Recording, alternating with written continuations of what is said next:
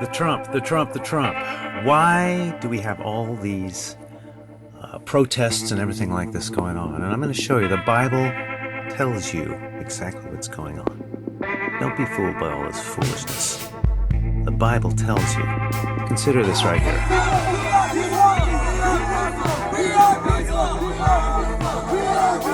Let's go.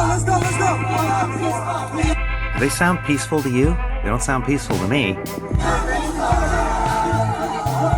Okay, right now you can hear from the hysteria in the crowd. There's no peace here.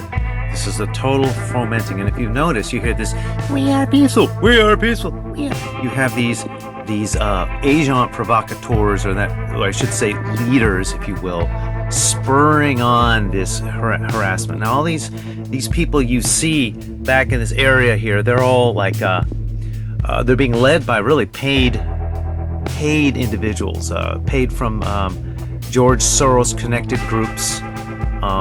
There's a thing where there's this fomentation of discontent, and it's so terrible, oh my gosh. Let's contrast that with Obama's kind of, well, it's not his concession speech, but well, here it is. Here's Obama.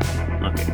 As I said last night, my number one priority in the coming 2 months is to try to facilitate a transition that ensures our president-elect is successful. There's this conciliatory tone that's coming out of these leaders. Here's Madame Hillary also. For being here. And I love you all, too.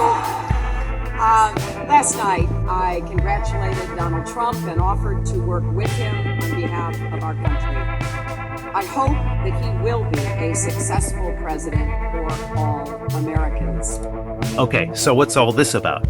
Well, suddenly we have this dichotomy. The leadership is saying, oh, support Trump. Yet you have all this stuff going on, funded by Soros-connected groups. The same groups that were sending agent provocateurs into the Trump rallies to cause violence. And that came out on national news and even was discussed in one of the debates. So you'll see there's this dichotomy between the high and lofty leaders and the down and dirty rabble. Okay, now there is a reason for this. We're going to go to the Bible. What does it say? Psalm 10, verse 2 says, the wicked in his pride doth persecute the poor. Okay, let's jump down a few verses. It says, describing this wicked person, he sitteth in the lurking places of the villages, in the secret places doth he murder the innocent. His eyes are privately set against the poor. He lieth in wait secretly as a lion in his den. He lieth in wait to catch the poor, and he does catch the poor when he draws him into his net. Here's the key. He crouches and humbles himself in public, that the poor, those who are deceived by this false humility, may fall by his strong ones. What that means, the strong ones are those agent provocateurs, that rabble that they have paid to go and do their dirty work. Now that's what's going on.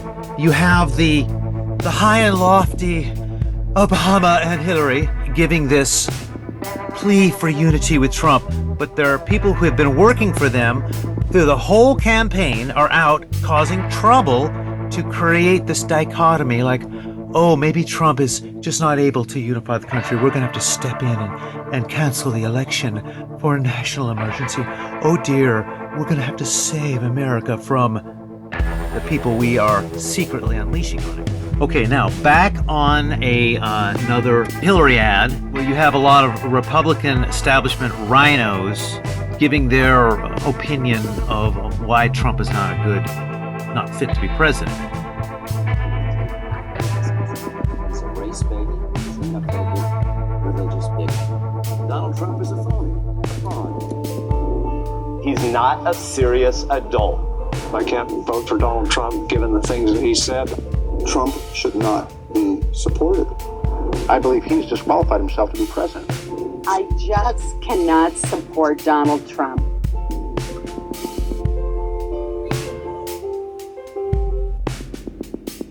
Okay, so let's now watch Obama's little deal here. This is pre-election. A Republican nominee is unfit to serve as president. I said so last week, and he keeps on proving it. Okay, so How does that turn into this?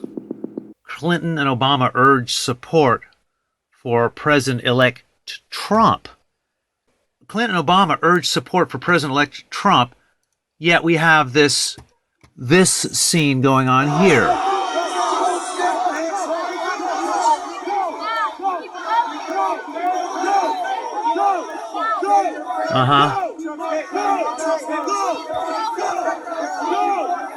Yeah, we're peaceful. We love America. Hey, what happened, dude? She punched me right in the face, man. Yes, she's got a red. She's got right in her face. How do I feel about it? I voted to make America great again. I'm right here, though. That's all I'm fine. Show your face, Cal. Okay, I didn't touch him. I'm just saying. Okay, yes, sir. Thank you for protecting. And then what is your purpose for being here at the rally? I'm driving by, and we get blocked on traffic, so I come up here to see what it is. I go and tell them, hey, he's our president. This is democracy. She punches me in the face, and they all lie. We're going to go right back to the Bible, okay? But their strong ones are these radical people that are being funded by communists, George Soros connected groups. So that is what's going on. You have a plot to take away the presidency from Donald Trump by the outgoing leadership distancing themselves from their own operatives that have been working for them the whole time. These people are engaged in racketeering, which is the attempt to subvert the rights of people, whether by trickery or by force, but to take away their rights to have a functioning democracy based in the Constitution. These people need to be hunted down and prosecuted, that they may be exposed for the racketeers they are, and the connections to the Hillary campaign and the Obama presidency need to be made and prosecuted as well. Thank you for watching The Trump.